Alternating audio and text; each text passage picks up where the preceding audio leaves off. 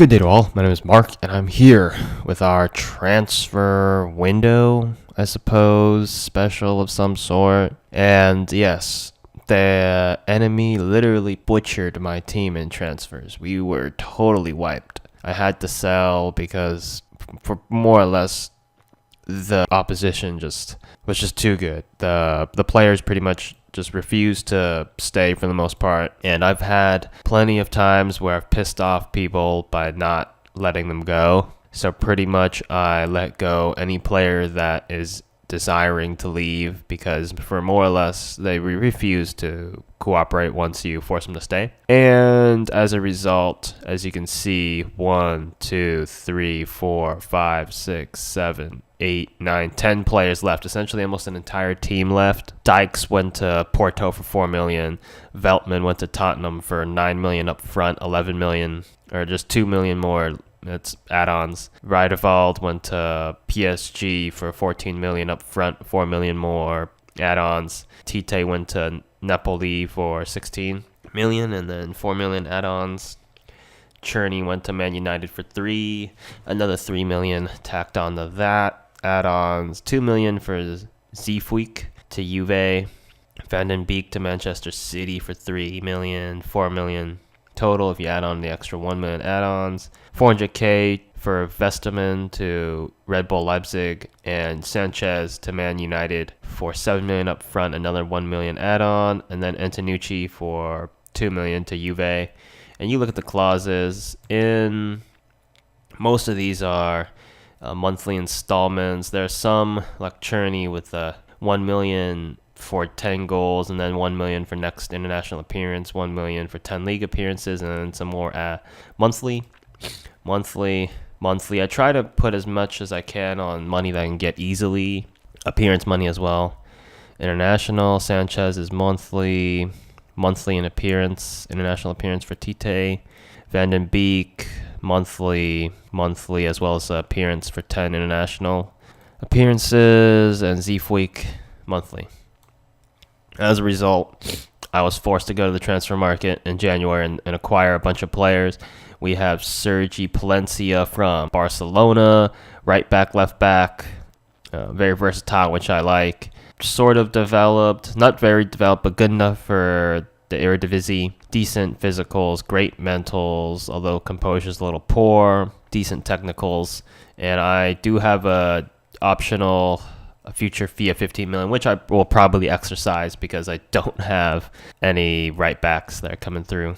And then I got Kotze for 700k from Ajax, I guess the Ajax of South Africa, which is a partner club of some sort. Good determination, poor concentration, poor tackling, which can be improved. He will be a rotational player for sure. Then I got Rajkovic from Maccabi Tel Aviv for 5 million. Great technicals, pretty good mentals, decent physicals. He's a young goalkeeper, 21 years old. And yeah, for 5 million, that's pretty good. He's already got 2 clean sheets for me. Great player. And then I picked up Prince Muhammad from RTD Academy, which is in Ghana.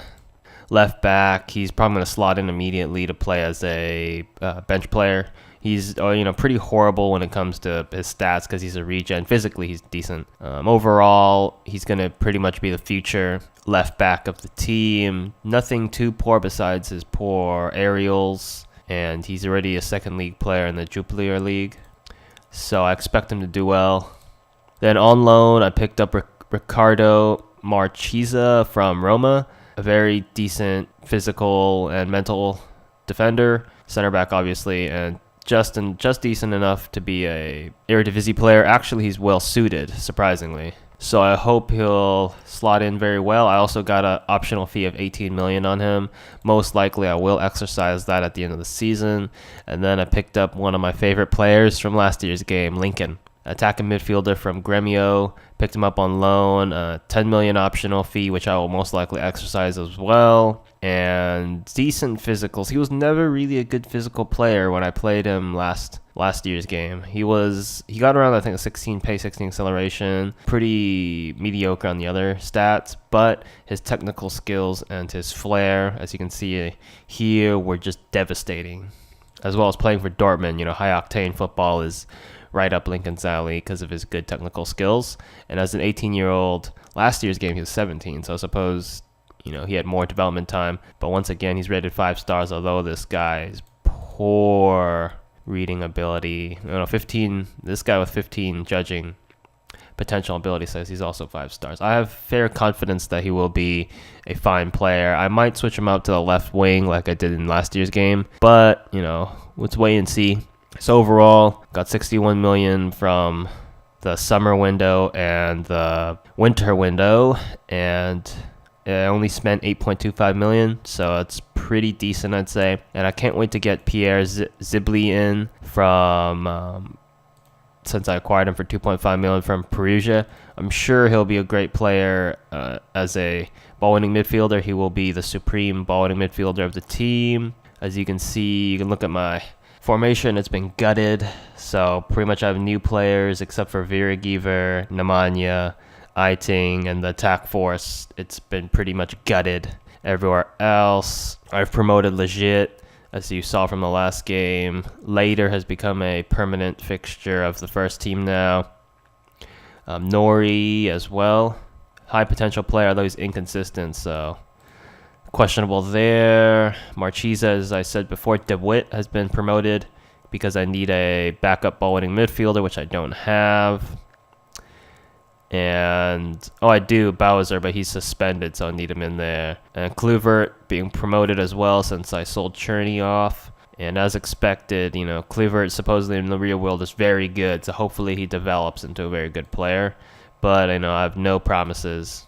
Shona is unhappy because I sold a bunch of defenders, as you can see here, complaining that there's lack of depth in the defensive area. Well, I have no real control. Once someone wants to leave, they're going to leave. If you want to look at the Eredivisie, I can't believe they've fallen so far. They're in 10th in reputation in Europe. They're below the Ukrainian league, which is quite suspicious because there's only like 2 good Ukrainian teams in their league. But then again, there's only like 3, strong teams in the Eredivisie, so maybe shouldn't be in such a rush. The Belgian league, the Russian league, what is going on? I have no idea what's going on, but Eredivisie has fallen pretty far. Hopefully, I can carry them back, Ajax, because in the Champions League, we managed to survive group stages, and as you can see, the board's happy about that, clearly. And in the Champions League, or as in this game, the Champions Cup, we're playing against Napoli, and we're playing away in the first match. Hopefully, we can get something out of it because we need to drag the Eredivisie back up the ladder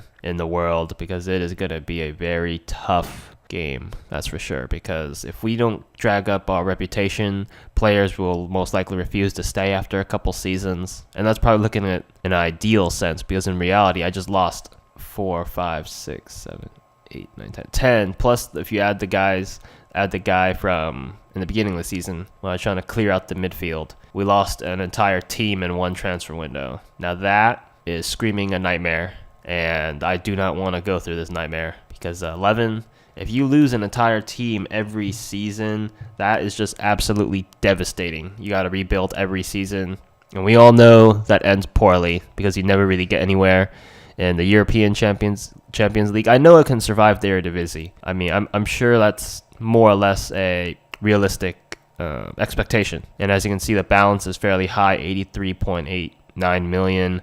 High profits, pretty fat transfer budget because I just sold a bunch of players, and pretty clean payroll budget as well. I'm not really consuming that much.